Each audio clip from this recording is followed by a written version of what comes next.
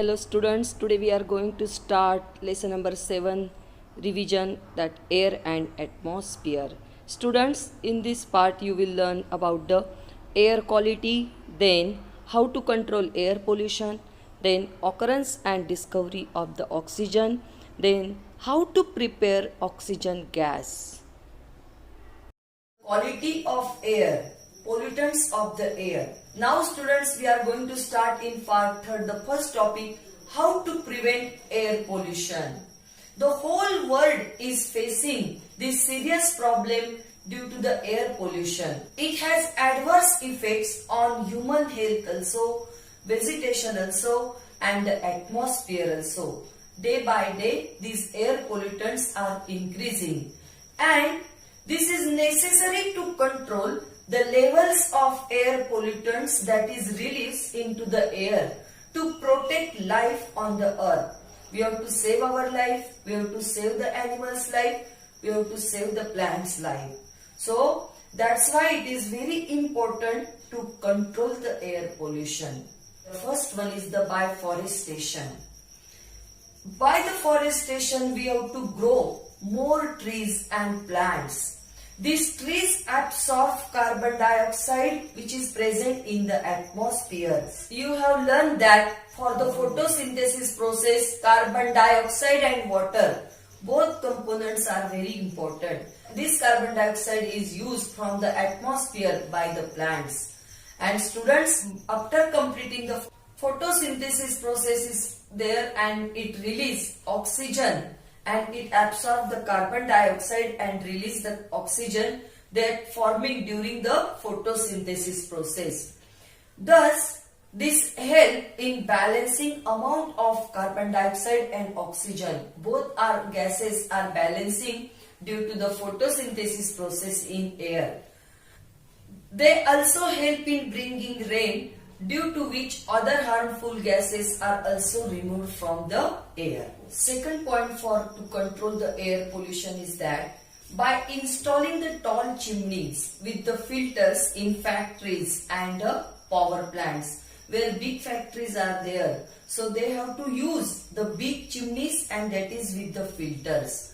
So what will happen? So that the smoke coming out of them is filtered and released at the high up into the air. With more solid particles, deposition is on the inside of that chimney's wall. Next point to control the air pollution is that by using the internal combustion engines in vehicles for the complete and efficient burning of the fuel. So we have to use for that internal combustion engines in vehicles. By using internal combustion engines in vehicles for complete and efficient burning of fuel and to reduce the amount of unburned fuel and the carbon monoxide, the installation of catalytic converters has been recommended in vehicles to reduce the air pollution. So students, these are some points to control the air pollution. Now our next topic, that how can you contribute to control the air pollution? Because it is everyone's responsibility, we have to control the air pollution. So first point we have to always remember, do not burn paper, garbage, dry leaves and other waste material in the open places. They produce smoke and some poisonous gases which pollute the air. It would be a better option to put them in a compost pit rather than burning them. So students, we have to always remember, we have to not burn anything in open. So we have to keep in the tin. And fourth point, try to grow more plants. As you know that for the plants, they are giving us the fresh air, because in daytime photosynthesis process is going on and oxygen is given outside. So that's why it balancing both oxygen also and carbon dioxide also. So due to that, these plants are giving the more fresh air. Fifth point, keep our surrounding clean. Everyone should clean our surrounding. Not only we have to tell our friends also, we have to tell the neighborhoods also. So all will keep our surroundings clean. Now students, our next topic about the next gas is the oxygen gas. And about the oxygen, the symbol of oxygen is capital O. Then molecular formula of oxygen is O2. Valency of oxygen is 2. Atomicity of oxygen is the 2. And the next point about this oxygen is the discovery. Oxygen is non-metallic diatomic gas. Why the word diatomic? Because oxygen we are writing as a O2. So 2 atoms are there, that's why it is the diatomic. And it is the most important constituent in the air as it is vital for the all living organisms. Without oxygen we can't live. So it supports the life on the earth. And students, second important of the oxygen is that it also support for burning and to produce the energy. Oxygen was first discovered by Joseph Priestley in 1774. He obtained the gas by heating mercury second oxide, and the gas was first named as active air due to its properties. Later in 1789, Anthony Lavoisier studied the properties of the gas and he proved that it is an element.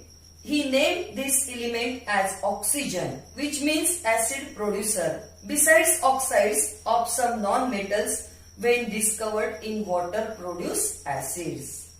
So students, next topic for the oxygen is the occurrence. Oxygen is most abundant element on the earth. So it is available in both state, free state and combined state. In free state, oxygen occurs in the atmosphere to the extent of 21% by volume, 23.2% by mass.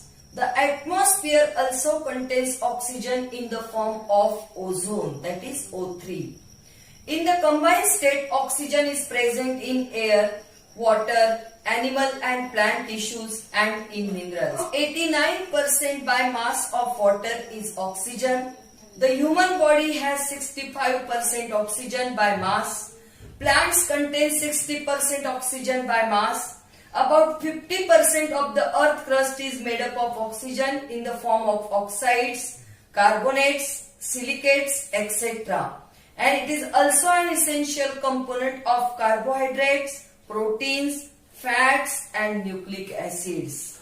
So students, these are all about the occurrence of oxygen. The next topic for the oxygen is preparation of oxygen. Oxygen can be prepared from air also, from water also, and for the compounds containing oxygen that we are able to prepare the oxygen. So students, first one is from the air. Oxygen is obtained from air on large scale. At first, air is made free from carbon dioxide, water vapors and dust particles. After that, the air which now contains only nitrogen and oxygen. Then it is subjected to high pressure and then cooled and expanded so that oxygen gets liquefied. The liquid air is then distilled, nitrogen boils and turns into gas again at 195.5 degrees Celsius. Turns into gas again at minus 195.5 degrees Celsius, leaving behind bluish liquid oxygen which turns into a gas at minus 183 degrees Celsius. So students, from the air, the oxygen is prepared in the liquefaction process because oxygen is in gaseous state and then we have to convert it into the liquid state. So we have to apply the pressure and we have to change the temperature. Then only the gaseous state will change into the liquid state. Second one, from water. When we are passing the electric current through the water, hydrogen and oxygen are separated from each other and on large scale oxygen gas is prepared from the water. In this method, water is subjected to electrolysis. Means students, electricity is passed through water containing small amount of acid. As a result, water decomposes into hydrogen and oxygen gases. By this method also oxygen can be obtained on large scale along with hydrogen. So the chemical equation for this preparation of oxygen is that 2H2O, we have to pass the electric current, so we will get 2H2 plus O2. The third method for that, for the compounds containing oxygen, that is also we are preparing the oxygen from that. So oxygen can be obtained by the thermal decomposition. Students, what is meant by thermal decomposition? Thermal decomposition is the breaking up of a compound on heating into some of its constituent element or other simple compounds. That process is called as a thermal decomposition. Thermal means, students, heat. So we have to use the heat for that. It will give the simpler substances. So some of these compounds are mercuric oxide, potassium nitrate, potassium chlorate, hydrogen peroxide, so etc. So students, first we will see about the action of heat on mercuric oxide. Mercuric oxide is red powder, and when it is heated in a test tube, it decomposes into mercury and oxygen. Second one, action of heat on potassium chlorate.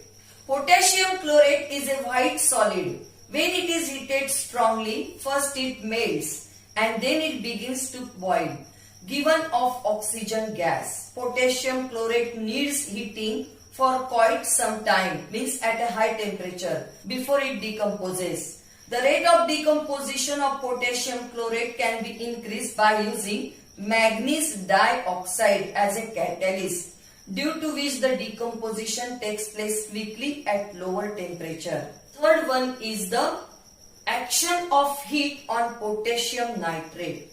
So when we are heating the potassium nitrate, it gives the potassium nitrite and oxygen is released. So students, here we completed about the preparation of oxygen with the help of the air, with the help of the water, and with the help of the compounds which are containing oxygen.